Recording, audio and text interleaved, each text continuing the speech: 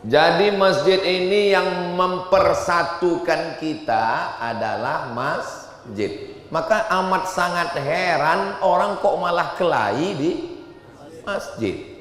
Saya sholat dan ceramah di satu masjid. Kemudian saya tanya, dulu perasaan pertama kali yang bawa saya ke masjid ini Bapak Anu dulu. Iya Pak Ustadz, dia ketua masjid dulu. Loh sekarang kok dia nggak datang lagi? Iya dulu yang pertama bawa dia ke masjid ini Ustadz Somad. Terus pas pemilihan kemarin dia kalah. Sejak itu dia nggak ke masjid lagi. Masjid kok malah tidak mempersatukan? Ini yang salah masjidnya atau orangnya? Saya nggak ada ngomong begitu. Bapak Ibu yang menarik kesimpulan. Jadi masjid ini mempersatukan kita. Mau guru besar, mau habib, mau alim, mau faqih, bertemu bersatunya di masjid. Dan hari ini kita melihatnya. Dan ketika terjadi ikhtilaf perbedaan, siapa yang maju ke depan? Yang menyelesaikannya bukan keegoan, lebih senior, lebih hebat, bukan, dikembalikan kepada pendapat ulama berdasarkan Quran dan sunnah Nabi Muhammad sallallahu alaihi wasallam. Kalau berkumpul semua orang Tangsel, ini Tangsel betul, maka yang layak menjadi imam adalah wali kota, bukan menurut KPU. Ulil amri yang menjadi imam. Makanya ketika Nabi Muhammad SAW hidup, beliau jadi imam. Setelah beliau meninggal, Sayyidina Abu Bakar Siddiq jadi imam. Setelah Abu Bakar Siddiq, Sayyidina Umar bin Khattab jadi imam. Setelah Umar, Sayyidina Uthman, Sayyidina Ali. Karena pemimpin sholat sekaligus mimpin negara.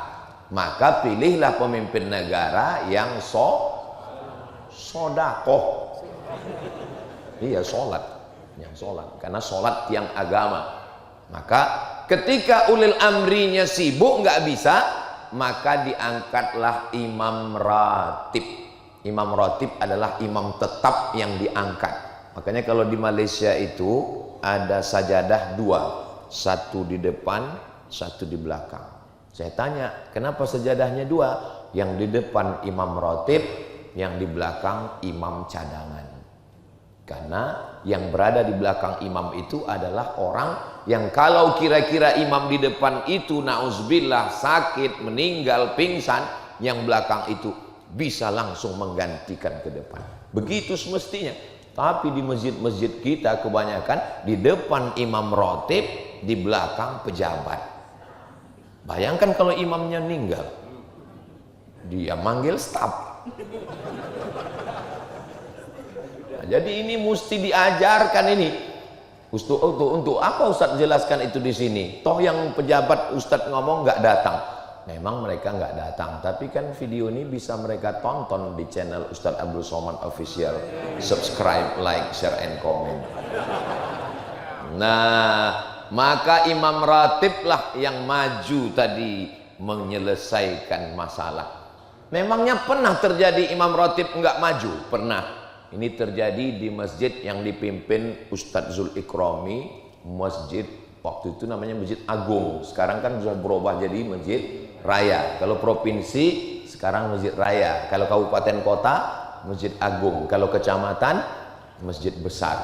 Ketika itu berkumpul seluruh imam-imam internasional, seminar imam-imam internasional di Pekanbaru Riau. Karena terlalu banyak imam, akhirnya makmumnya bingung. Siapa yang maju ke depan? Akhirnya dipersilakanlah imam yang dari Palestina maju ke depan. Majulah imam dari Palestina ini. Allahu Akbar, sholat zuhur. Kebetulan jadwal saya kultum zuhur di situ. Maju imam dari Palestina, 2 rakaat dia salam. Sholat zuhur. Karena dia musafir, dia nggak ngasih tahu. Akhirnya jamaah di belakang ada yang ikut 2 rakaat, ada yang bingung kanan kiri. Kenapa? Ya gara-gara imam ratib nggak mau maju ke depan. Kenapa imam ratib nggak mau maju ke depan? Dia grogi. Soalnya ini sorbannya besar-besar. Ini perlunya imam ratib tuh punya kepercayaan diri. Siapapun yang datang, kalau memang guru-guru kita itu mempersilakan, maju aja ke depan. Itu bukan berarti kamu kurang adab, kurang hebat, apalagi ulama-ulama Al-Azhar Mesir itu.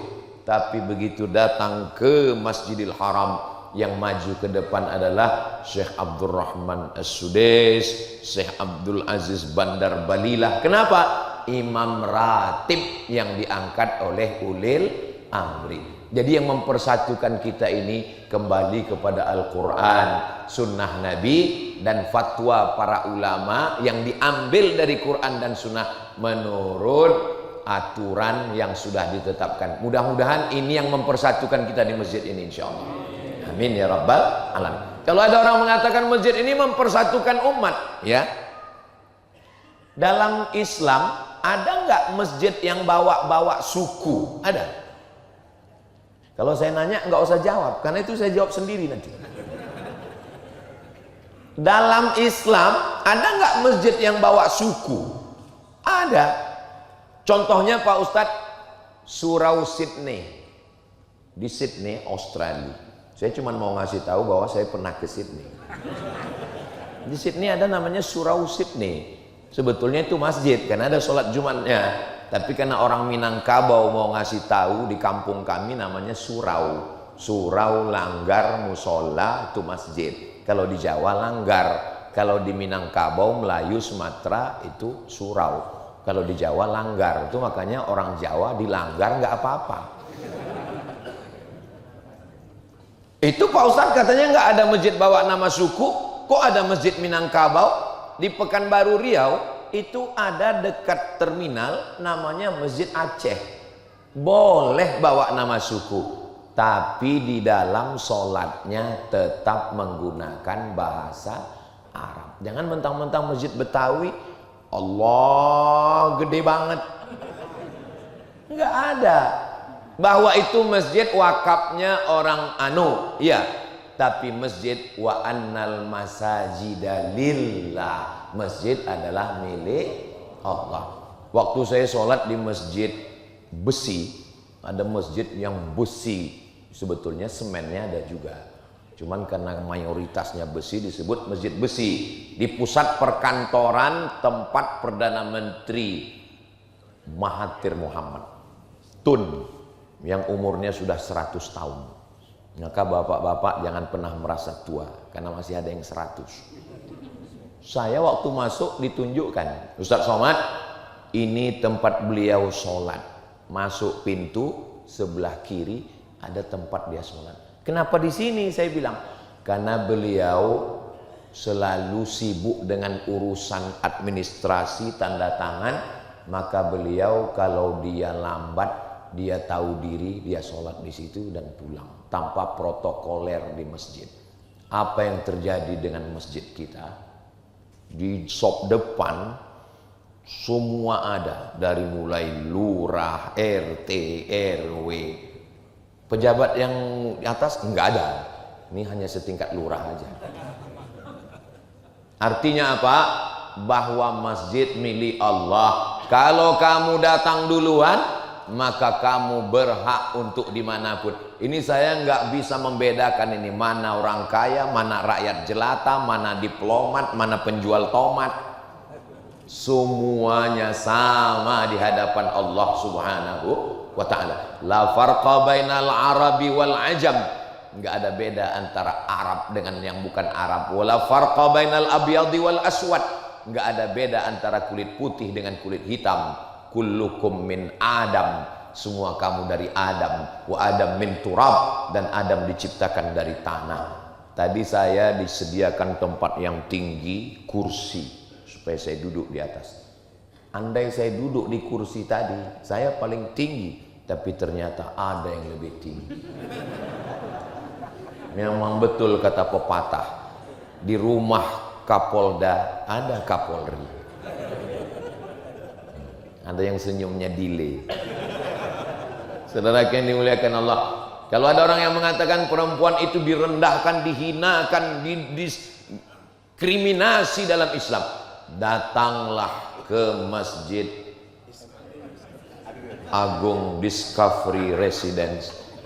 Saya begitu mau menuju nama masjid langsung melihat Mas Adrian. Di masjid ini perempuan dimuliakan, ibu-ibu dimuliakan. Kami Bu ya melihat dari bawah ini ke atas seperti melihat akuarium raksasa. Masya Allah, luar biasa. Mereka bisa juga balas begitu. Kami juga sedang melihat ikan hiu di bawah. Ya, mereka kan lihat dari kaca juga. Masya Allah, ada anak-anak kita semua, Bapak Ibu yang dimuliakan Allah Subhanahu Wa Taala. Akhirnya kita dipersatukan di sini. Masalah apapun sukunya, bangsanya dari Sabang sampai Papua, ada yang kita bisa milih dan ada yang kita nggak bisa milih. Hidup ini ada yang bisa kita pilih. Subuh ini mau sholat di masjid atau sholat di rumah, itu bisa milih atau nggak bisa? Bisa. Saya bangun cepat, saya mau ke masjid. Ya. Saya terlambat, saya di rumah. Itu kita bisa milih. Tapi ada yang hidup ini kita nggak bisa milih. Menjadi orang Melayu datang dari Pulau Sumatera, itu bisa milih atau enggak? Nggak bisa. Karena nggak ada malaikat bawa kertas multiple choice. Kau mau jadi orang apa? A Arab, B Batak, C Cina. Nggak ada. Makanya kita nggak boleh menghina orang karena sukunya. Karena suku bukan pilihan. Suku itu dipilihkan oleh Allah Subhanahu Wa Ta'ala. Tapi tentang masalah beribadah, bersikap, ini adalah pilihan. Sekarang banyak orang yang nggak pilihan pun dia bilang pilihan. Sengaja malam begadang nggak tidur, akhirnya tidurnya jam 4. Kalau tidur jam 4 itu memang sengaja nggak mau sholat subuh. Udah tidur jam 4 otomatis bangunnya jam 8. Begitu ditanya, kenapa kamu nggak sholat subuh? Ini sudah ketetapan Allah. Ini dengan penuh kesadaran. Kamu punya pilihan loh untuk tidur atau enggak. Kenapa enggak kamu tunggu aja jam 4? Kan sebentar lagi azan subuh. Maka untuk ke masjid, untuk berbuat baik, masjid yang mempersatukan kita. Mungkin kalau ketemu di kantor payah, itu Pak Ustadz pejabat Pak Ustadz. Kalau mau ketemu dia itu mesti melewati 10 lantai Pak Ustadz. Kok bisa begitu? Ya memang kantor dia di lantai 10. Tapi kalau ketemu di masjid Pak Ustadz, Assalamualaikum warahmatullahi, Assalamualaikum warahmatullahi, bisa ketemu langsung. Assalamualaikum Pak. Oh katanya habis sholat nggak boleh salaman Pak Ustadz. Kata Imam Muhyiddin Abu Zakaria Yahya bin Syaraf An-Nawawi, meninggal tahun 676 Hijrah, kalau sebelum sholat tadi nggak ada salaman, selesai sholat baru salaman, itu sunnah. Karena memang dia belum salaman. Saya tadi sebelum sholat nggak ada salaman sama Habib, selesai sholat baru saya salaman, itu sunnah. Tapi kalau sebelum sholat udah salaman, habis sholat salaman lagi, itu namanya mubah. Bisa diingat? Kalau sebelum sholat nggak salaman, selesai sholat salaman, namanya sunnah. Sebelum sholat udah salaman, habis sholat salaman lagi, namanya mubah. Yang nggak boleh itu sedang sholat salaman. Sehat Pak Kapolsek? Saya nggak boleh.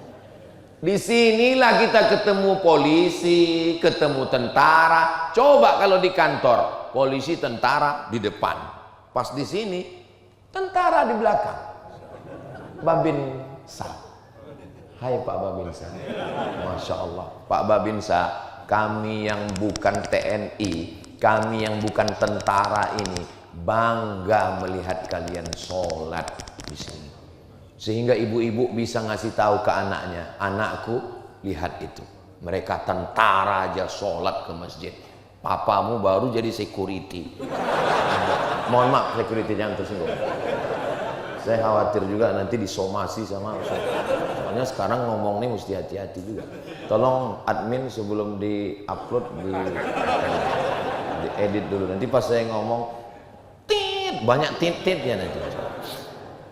Begitulah kita dipersatukan di sini. mau aparatur negara, mau pejabat, semuanya sama di hadapan Allah Subhanahu wa taala. Makanya namanya masjid.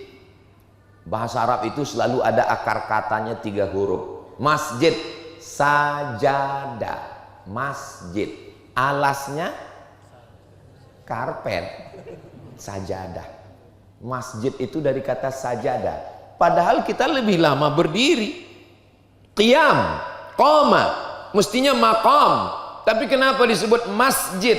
Padahal sujudnya tidak lebih lama daripada berdirinya, lebih lama tegaknya daripada sujudnya. Tapi kenapa yang dipakai masjid? Karena ketika kita di masjid, semua kita menempelkan keningnya ke lantai. Bukan berarti mentang-mentang pejabat, orang kaya nggak mau ditempelkannya keningnya ke dinding. Begitulah kita diajarkan bahwa kita merendahkan diri ke hadapan Allah. Siapa orang yang paling dekat dengan Allah? Bukan orang yang masuk Ka'bah. Siapa orang paling dekat dengan Allah? Bukan orang yang berada di depan makam Rasulullah SAW. Orang yang paling dekat, aqrabu ma yakunul abdu min rabbih wa huwa sajid. Orang yang ketika sedang bersimpuh sujud, di sujud itu dia katakan subhana rabbiyal a'la wa bihamdi. Aku kotor, yang suci hanya engkau. Subhana, aku diciptakan, aku bukan pencipta. Rabbiya al-a'la, yang tinggi hanya engkau. Aku bukan apa-apa dan bukan siapa-siapa. Makanya kalau ada orang sholat tapi sombongnya minta ampun, dia belum memahami hakikat sholat. Tapi jangan dibalik. Sekarang banyak jamaah ini dibalik. Pas dia ditanya, kamu nggak sholat? Yang penting kita rendah hati, Pak Ustaz. Kurang rendah hati apalagi Nabi Muhammad sallallahu alaihi wasallam. Tapi beliau tetap sholat.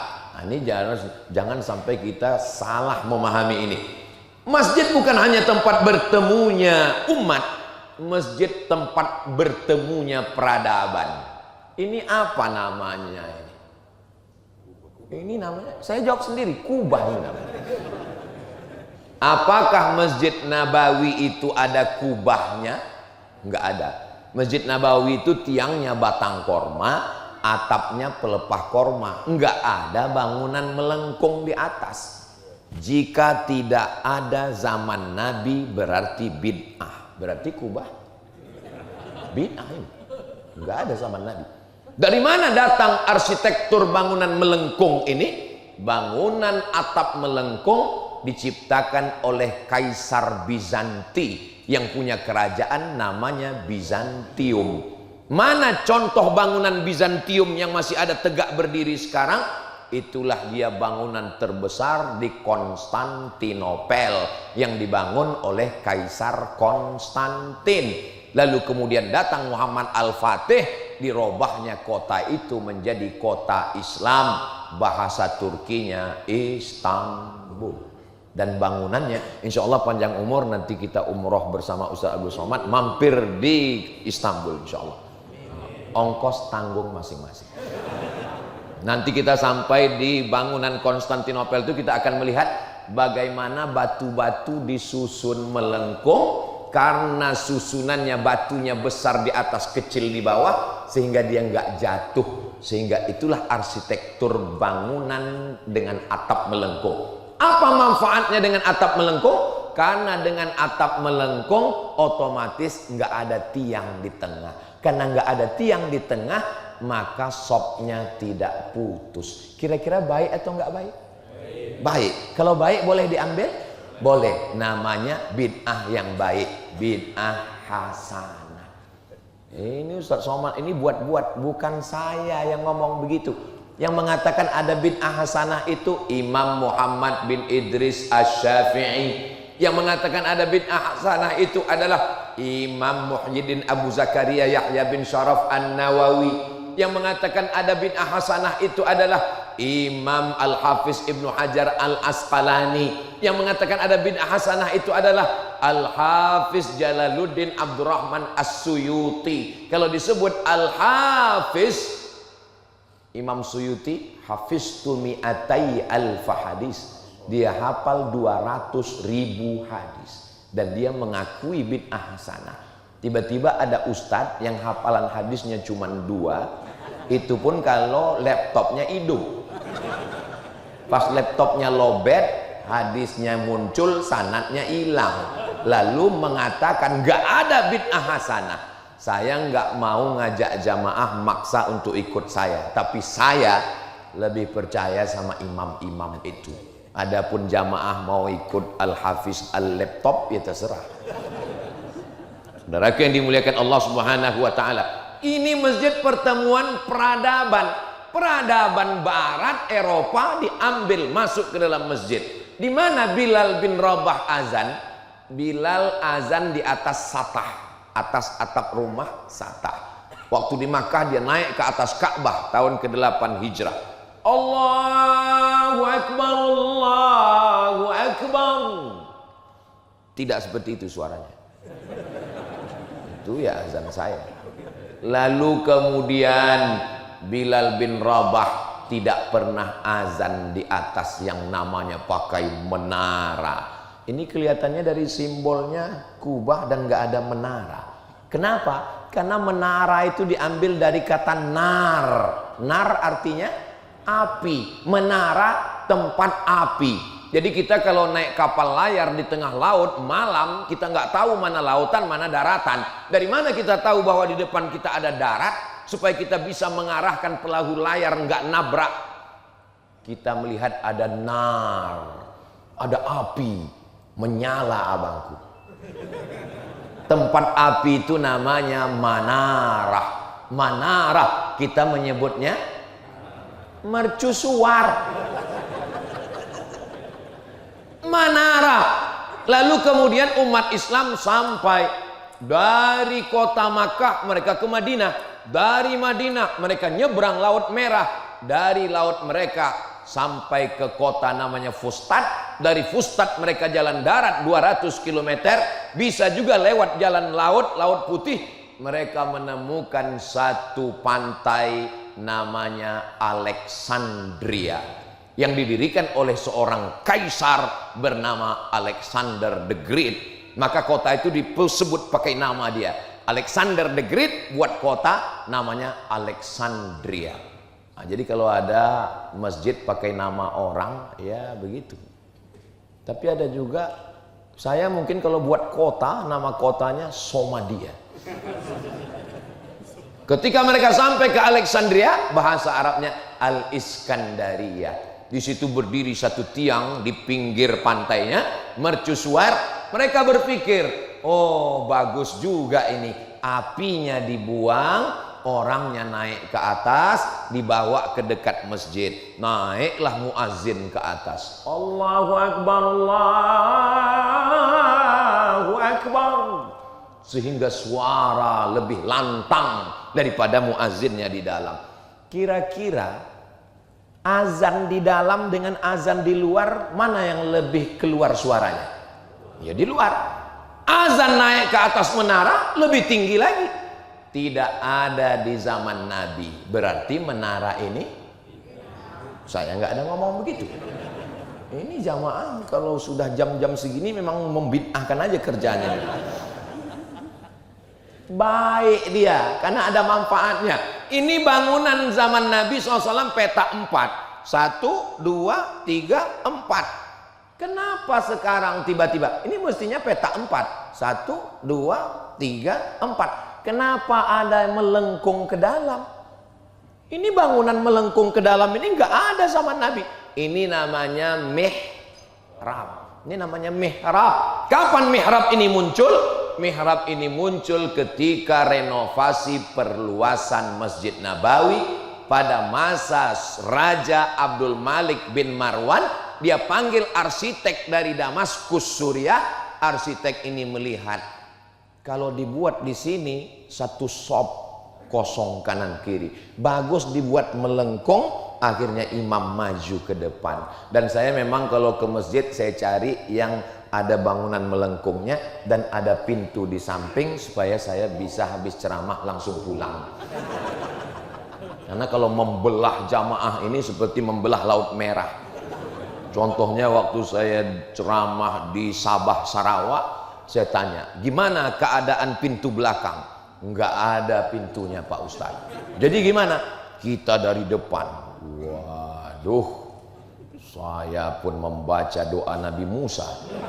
Rabbi shrah li sadri. Lalu masuk ke dalam. Itulah videonya yang peci saya ditarik. Bisa dilihat di channel-channel YouTube. Saudara yang dimuliakan Allah Subhanahu wa taala, bertemunya peradaban Menara dari Mesir, Bizantium, Kuba, Damaskus, bertemunya di dalam masjid. Dan nggak ada tuh orang Islam mengatakan ini dari kafir. Ini bukan orang Islam yang buat. Ini yang buat orang Barat. Ini orang Barat. Dari mana Ustaz tahu ini yang buat orang Barat? Coba lihat tulisannya. Ini on off.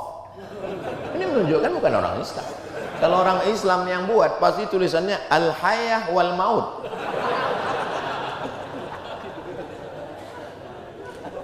Jadi kalau ada yang komen-komen, kan banyak tuh komen waktu saya lagi naik motor. Somat, itu buatan orang kafir. Kenapa kau naiki? Dia mau ngejek saya. Kalau kafir, kafir aja, jangan bodoh. Dalam Islam nggak dilarang untuk menggunakan alat orang non-muslim. Kalau dia baik. Ini semua alat yang kita pakai ini bukan punya orang Islam. Alexander Graham Bell. Penemu siapa? Ya penemu bel. Orang namanya Graham Bell. Bel yang dipakai. Lalu kemudian lampu listrik. Lalu Thomas Alva Edison. Lalu kemudian kamera-kamera ini.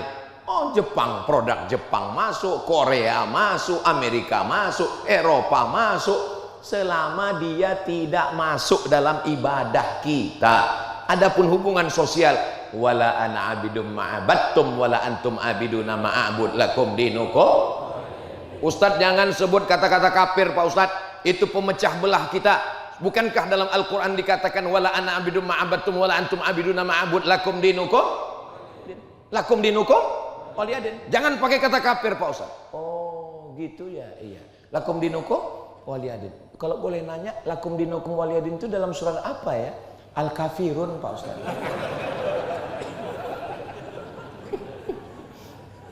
Saudaraku yang dimuliakan Allah Subhanahu wa taala, kita ini yang mempersatukan kita ketika kita kembali ke dalam masjid insyaallah. Enggak ada dalam bacaan salat itu, janganlah kau mencuri. Enggak ada. Janganlah kau berzina, enggak ada. Dalam ayat ada, tapi dalam bacaan standar enggak ada. Yang disuruh dalam bacaan itu apa? Allahu Akbar. Karena yang membuat kita terpecah itu adalah merasa diri lebih besar, merasa diri lebih hebat, merasa diri lebih. Maka kita hilangkan kelebihan kita. 2 kali kita katakan Allahu Akbar. Sekali lagi Allahu Akbar kabira. Waktu intiqal Allahu Akbar. Bangkit sami Allahu liman hamidah. Sujud Allahu Akbar. Duduk antara dua sujud Allahu Akbar. Sujud lagi Allahu Akbar. Duduk lagi Allahu Akbar. Apa maknanya? Kau bukan apa-apa dan kau bukan siapa-siapa. Jadi ibu-ibu, kakak-kakak yang selalu diejek orang, kau kok besar kali badan kau, kata dia. Katakan sama dia, Allahu Akbar. Allah Maha Besar. Begitu juga kalau bapak nanti istrinya curhat, mama dietnya gagal pak, mama masih besar. Allahu Akbar mah. Yang besar itu hanya Allah Subhanahu wa ta'ala. Kadang hidup ini nggak sulit sebenarnya. Yang sulit itu adalah mendengarkan komentar orang. Betul bu? Betul. Setelah kita hilangkan keegoan, kesombongan, kebesaran kita, walhamdulillahi katsira. Segala puja-puji hanya milik Allah. Kenapa orang bisa kena penyakit post power syndrome? Dipuji-puji, dimuliakan. Ketika tidak lagi dipuji, dulu disambut tala'al badru alaina. Itu sambutan untuk Nabi Muhammad SAW. Tola'al badru, Nabi Muhammad itu seperti bulan purnama yang putih. Nabi di atas mimbar mengangkat tangannya, turun lengan bajunya.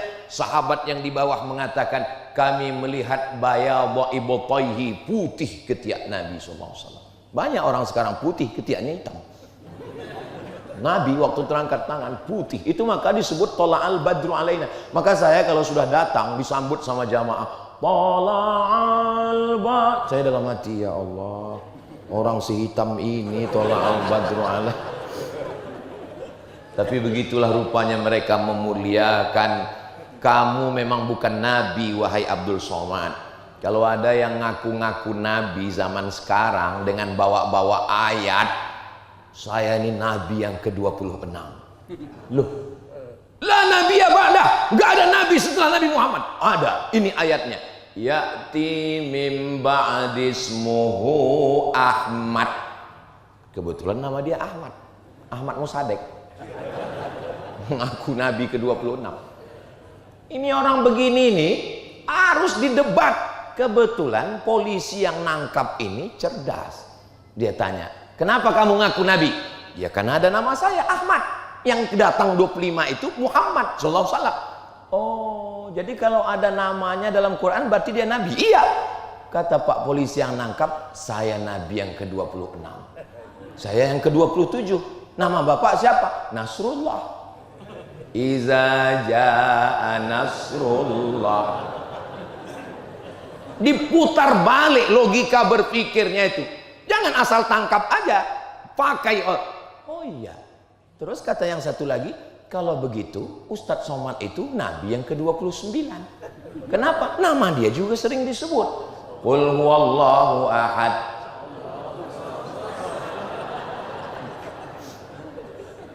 Pakai akal. Debat dia, wajadilhum, debatlah billati hiya ahsan. Ini kok ceritanya sampai ke situ? Gimana tadi? Membel. Jadi masjid ini yang mempersatukan kita. Setelah kita hilangkan, kita puja-puji, walhamdulillahi katsira. Engkau orangnya suci, engkau orangnya bersih. Aku banyak dosa, banyak silap, banyak salah. Yang suci hanya Allah. Wa subhanallahi bukratan wa asila. Besok datang ke kantor ya, siap. Disuruh datang ke kantor jam 6, datangnya jam 5.50 sudah siap.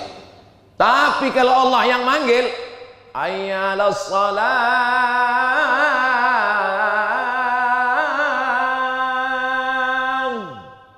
azan zuhur jam 12, ada orang yang wudhu zuhur jam 3.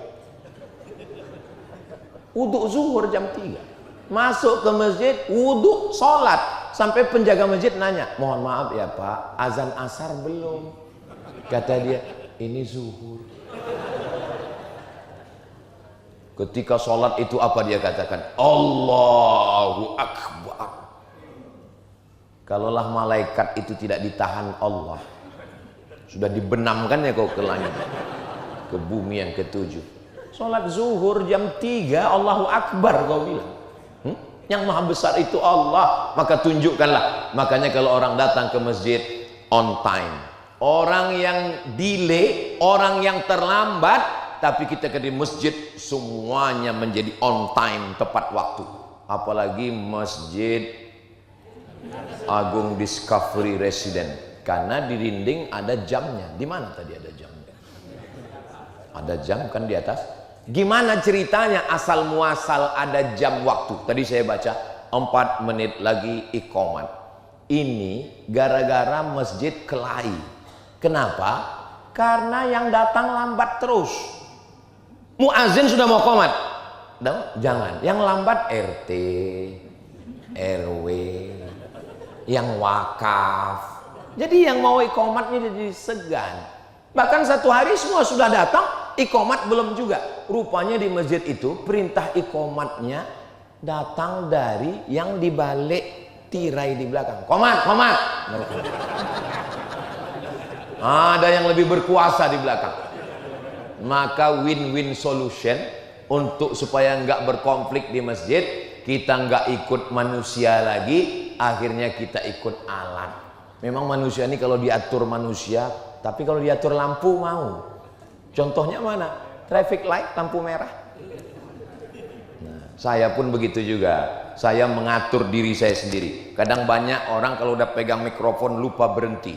Saya jamaah sudah tahu semua bahwa saya tausiah itu 60 menit sesuai dengan botol air minum 600 ml. Kecuali di Masjid Agung Discovery Resident, botolnya disediakan 300 ml. Pak Ustadz mengada-ngada, saya nggak percaya Pak Ustadz. 300 ml. Saudaraku yang dimuliakan Allah Subhanahu wa taala. Jadi kalau menurut kode etik ini ceramah saya ini sudah melampau batas.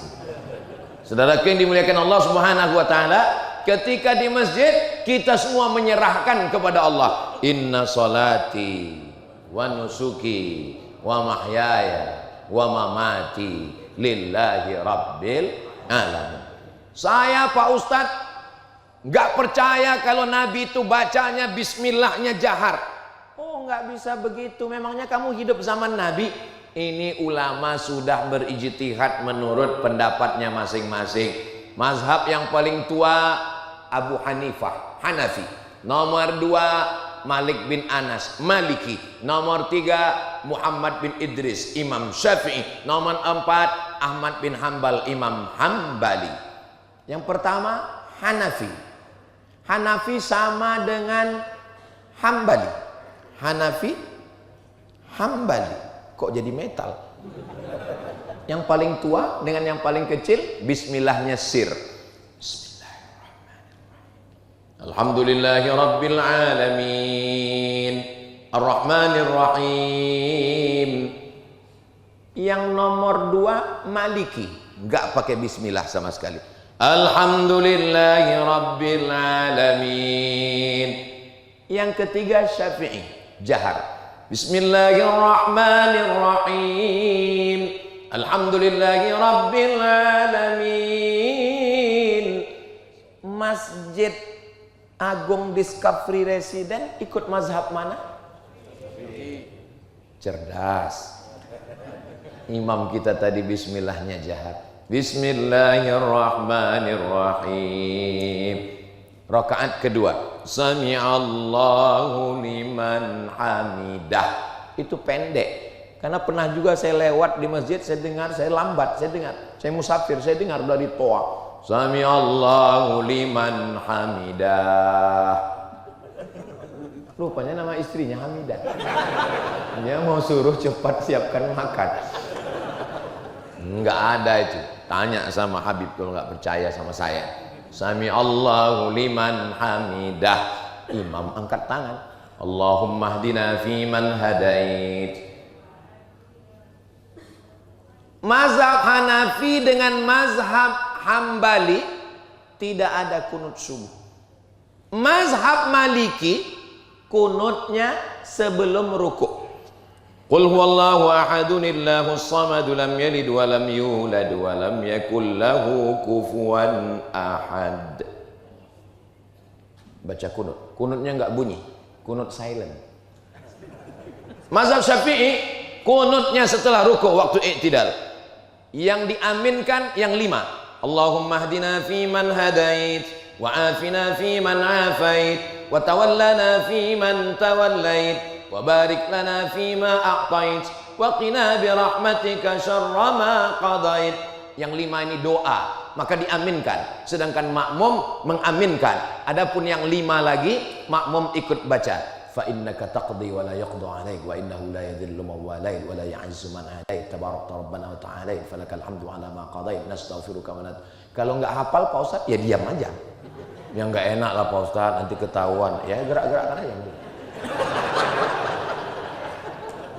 Kunut itu artinya doa, tapi jangan bahasa Indonesia. Karena kalau sholat keluar bahasa yang bukan bahasa Arab, batal sholatnya. Saya kan mazhabnya Hambali Pak Ustadz. Ya, guru saya alumni dari mazhab Hambali. Oke, bagaimana kalau imamnya mazhab Syafi'i? Datang orang menemui Imam Ahmad bin Hambal. Wahai Imam Ahmad bin Hambal, ya, saya mazhabnya ikut Imam Ahmad bin Hambal. Bagus. Bagaimana kalau imam saya subuh Imam Syafi'i? Kata Imam Ahmad bin Hambal, angkat tanganmu dan ucapkan amin. Ini sekarang banyak makmum ini nggak mau ikut imam. Imamnya angkat tangan, Allahumma hdina fiman hadait, amin. Mesti dia amin, ini enggak. Allahumma hdina fiman hadait, enggak mau. Imam Ahmad bin Hambal sendiri, imam mazhabnya ngatakan, angkat tanganmu dan katakan amin. Iya Pak Ustadz, tapi kata guru kami kunut subuh itu bid'ah Pak Ustadz. Imam Ahmad bin Hambal meninggalnya tahun 241. Makamnya di Baghdad, Irak. Imam Syafi'i meninggal tahun 204. Makamnya di Fustat, Kairo, Mesir.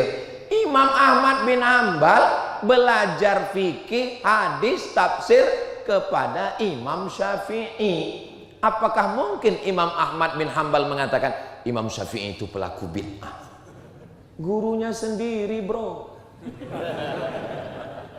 Dalam manaqib biografi Imam Syafi'i, apa komentar Imam Hambali? Da'autu lisyafi'i fi salati arba'ina sanah. Saya mendoakan guru saya Imam Syafi'i 40 tahun. Fi salati, bukan di luar salat. Dalam salat saya doakan Imam Syafi'i. Berapa lama saya doakan? 40 tahun. Apa bunyi doanya? Rabbil firli wali walidayya wali Muhammad bin Idris Asy-Syafi'i.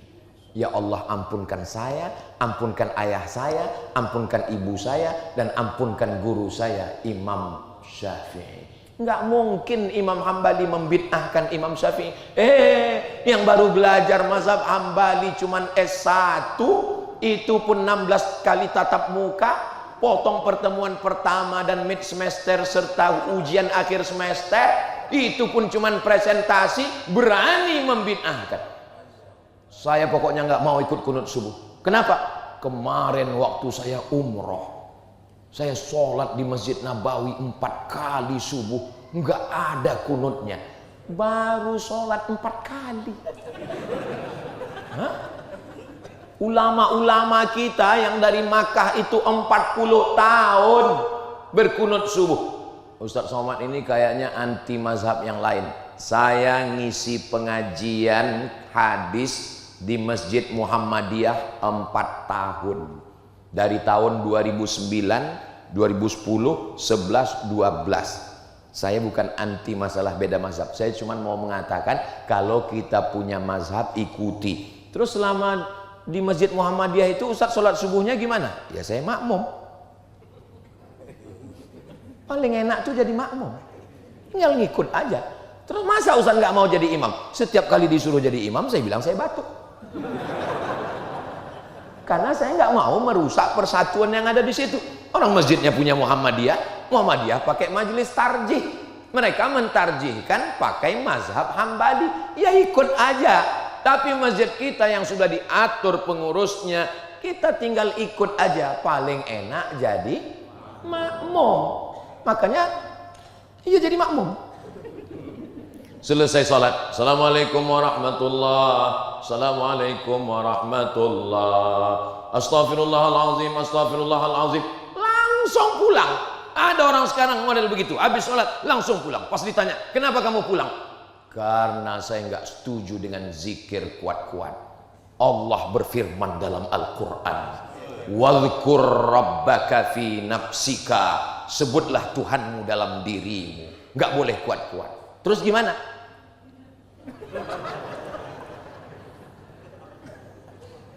Ulama Saudi Arabia namanya Syekh Ibnu Utsaimin pernah ditanya, buka dalam kitab, lupa pula namanya, Syekh Ibnu Utsaimin, ya, zikir setelah sholat itu jahar atau sir? Al-jahru bidzikri ba'da inqidha'is shalah sunnah. Zikir jahar setelah sholat adalah sunnah. Mana dalilnya Syekh? Hadis dari Abdullah bin Abbas. Abdullah bin Abbas di luar masjid dia mendengar suara al-jahru bidzikri, Nabi dan sahabat zikir dalam masjid yang suaranya terdengar sampai keluar masjid, padahal waktu itu belum ada mikrofon. Kira-kira sebesar apa suara Nabi dengan sahabat di masjid waktu itu? Oke, kita hilangkan dulu bid'ah ini. Allahu Akbar, Allahu Akbar, Allahu Akbar, Allahu Akbar. Kedengaran yang di luar? Begitulah kuatnya zikir mereka waktu itu, sampai suara Nabi terdengar dari dalam Masjid Nabawi. Abdullah bin Abbas mendengarnya di luar. Al-jahru bidzikri. Tapi jangan gara-gara ini, kalau jaharnya jahar biasa aja. Subhanallah, subhanallah, subhanallah. Jangan karena tahu beda mazhab, kebetulan kawan di sebelah nggak suka yang jahar, langsung diarahkan ke dia. Subhanallah. Itu namanya cari kelahi namanya. Tapi ayatnya jelas. Saya nggak mau terima hadis. Ayatnya jelas. Wazkur rabbaka fi nafsika. Sebutlah Tuhanmu dalam dirimu. Kan jelas di dalam Pak Ustadz. Berarti suaranya nggak keluar.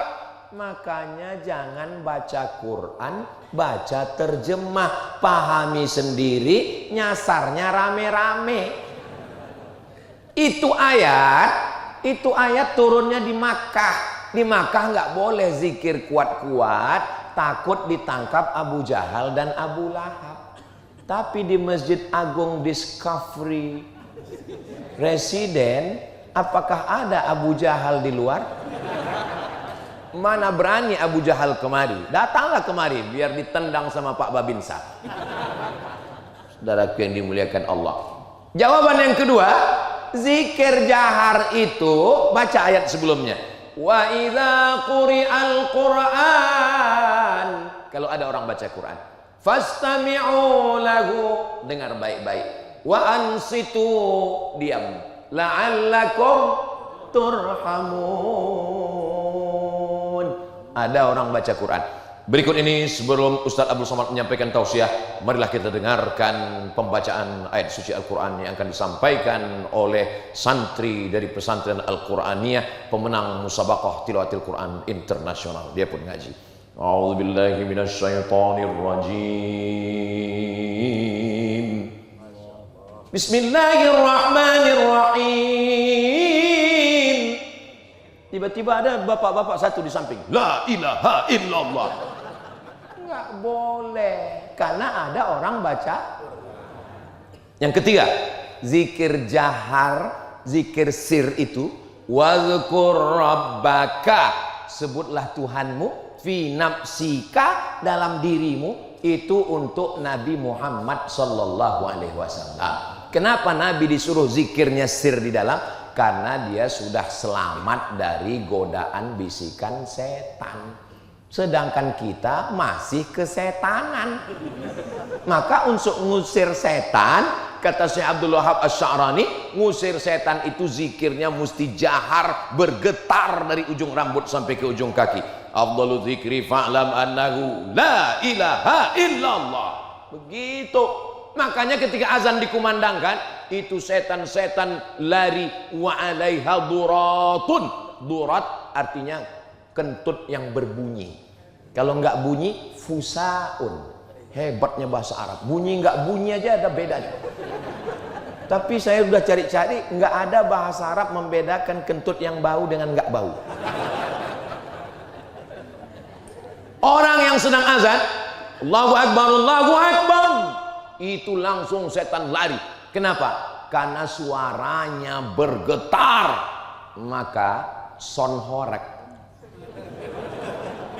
itu mestinya seluruh pengurus masjid bekerja sama dengan sonhorek.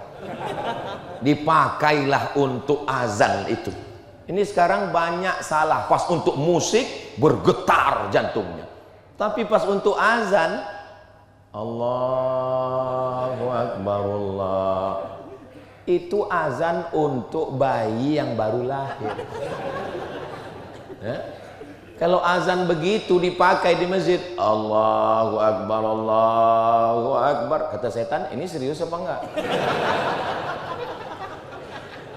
Gua kalau lu serius, gua kabur nih. Tapi kalau cuman geladi, gue nongkrong doang nih gitu. Alah Ustaz Somad baru 2 hari di Jakarta udah ngomong dua. Saudaraku yang dimuliakan Allah Subhanahu wa taala. Lalu kemudian setelah selesai zikir tadi imam kita berdoa. Ad-da'i wal mu'ammin fil ajri sawa, yang berdoa dan yang mengaminkan pahalanya sama. Apa makna hadis itu? Nabi mengatakan ad-da'i yang berdoa wal mu'ammin dan yang mengaminkan pahalanya sama. Pertanyaannya, adakah doa bersama? Gak usah dijawab. Orang saya yang jawab. Nggak mungkin Nabi mengatakan yang berdoa dan yang mengaminkan pahalanya sama. Kalau orangnya nggak ada, berarti ada yang berdoa, ada yang mengaminkan. Yang kedua, ayat Al-Quran, qad ujibat da'watukuma, doa kamu berdua sudah dikabulkan. Padahal yang berdoa cuman Nabi Musa. Nabi Harun di situ nggak berdoa. Nabi Musa cuma mengatakan amin, amin. Jadi berdoa satu orang mengaminkan yang lain itu sudah ada di dalam Al-Quran pada Nabi Musa. Nabi naik ke atas mimbar. Mimbar Nabi itu 3 lantai, 1, 2, 3. Nabi naik ke atas. Amin. Nabi naik. Amin. Nabi naik lagi. Amin. Inilah mimbar yang sunnah. Yang ini bid'ah. 3 lantai. Nabi naik kan, amin, amin, amin. Sahabat nanya, kenapa engkau mengatakan amin 3 kali? Malaikat Jibril berdoa dan saya mengaminkan. Apa kata Jibril? Bu'dan liman adraka Ramadan falam yughfarlah. Celaka orang yang ketemu bulan Ramadan tapi dosanya tidak diampunkan. Amin. Bu'dan liman dzukirta walam yusalli alaika. Celaka orang yang namamu disebut tapi dia tidak bersolawat kepadamu. Sallu ala Nabi Muhammad. Allahumma salli wa sallim wa barik alaih. Bu'dan liman adraka walidahul kibara ahaduhuma aw kilahuma falam yudkhilahul jannah. Celakalah orang yang ketemu dengan kedua orang tuanya, bapaknya, ibunya atau salah satunya, tidak menyebabkan dia masuk surga karena tidak berbakti kepada keduanya. Amin. Adakah doa bersama? Ada. Bahkan doa bersama itu diaminkan oleh para malaikat. Makanya yang gak hafal doa, malas berdoa, tinggal ngaminkan aja. Amin. Apa susahnya? Amin. Kamu kenapa tadi habis sholat langsung pulang? Soalnya doa saya sama doa imam lain Pak Ustadz. Loh, lain gimana? Imamnya minta hujan, terus saya jual es krim Pak Ustadz. Yang dia minta hujan itu maksudnya turunkan rahmat. Itu maksudnya hujan, itu dia doa. Kamu kenapa nggak ikut doa sama imam? Doa yang lama aja belum makbul Pak Ustadz. Emangnya kita tahu sholat kita tadi diterima Allah? Enggak. Lalu kenapa kita tetap sholat? Karena kita berhusnuzon kepada Allah. Mudah-mudahan Allah menerima semuanya insya Allah. Doa. Dan yang baca doa pun ikut seperti doa imam kita. Ini kadang yang baca doa, saya kalau jadi imam baca doa itu cuman 10 aja. Allahumma inna nas'aluka salamatan fid din wa afiatan fil jasad wa ziyadatan fil ilmi wa barakatan fil rizqi wa taubatan qablal maut wa rahmatan indal maut wa maghfiratan ba'dal maut. Allahumma hawwin alaina fi sakaratil wan najata minan nar wal afwa indal hisab. Cukup. Tutup dengan doa untuk orang tua, Rabbil firli wali walidayya. Tutup doa untuk anak, Rabbi habli minas solihin. Tutup dunia akhirat, Rabbana atina fid dunya hasanah. Tutup untuk supaya terbuka baca Al-Fatihah. Selesai. Saya pernah acara diundang wali kota yang doa setengah jam. Pertama tangan jamaah ke atas semua, mulai 5 menit langsung turun ke bawah.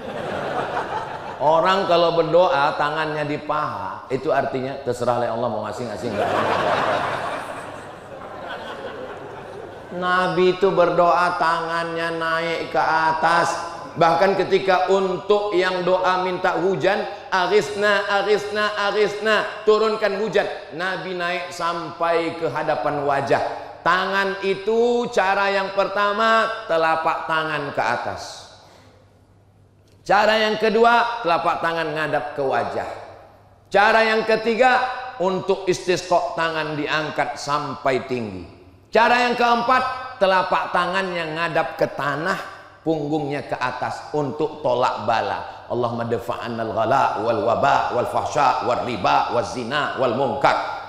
Jangan nanti karena kita nggak tahu kita salahkan orang. Pas khotib Jumat berdoa, Allahumma dafa'annal ghala wal waba wal fahsya. Ada makmum yang ke bawah gini, wah kayaknya ISIS. Tapi insya Allah kalau kita ngaji, alhamdulillah. Mohon maaf ya, dari tadi Ustadz Somad kok melihat ibu-ibu ke atas. Saya ngelihat jam, Bu. Saya tadi mulainya berdiri itu jam 4.59 dan sekarang sudah jam 6. Berarti ini sudah melanggar kode etik. Di mana-mana Ustadz Somad itu ceramahnya kan 60 menit, tapi di sini 61 menit. Itulah yang dapat saya sampaikan. Terima kasih segala perhatian, mohon maaf segala kekhilapan. Puncak dari tausiah bukan pengajian. Puncak dari ngaji adalah doa. Mari aminkan doa. Kita berharap dengan lisan penghafal Quran, ahli fikih, ahli hadis, dan beliau zuriat keturunan Rasulullah SAW, mengalir darah Nabi dalam tubuhnya. Mudah-mudahan kecintaan kita kepada beliau membuat kita nanti dicintai oleh Nabi Muhammad SAW. Selama 1 jam menyampaikan tausiah ini, kata-kata saya menyinggung perasaan di hati Bapak Ibu, maukah memaafkan saya? Saya tutup dengan pantun penutup. Menangkap puyuh di Bukit Selasih. Thank you dan terima kasih pada guru kami Sayyidi Al-Habib Profesor Dr. Sayyid Aqil Ibn Husain Al-Munawwar. Mohon berkenan memanjatkan doa untuk kita semua, insya Allah.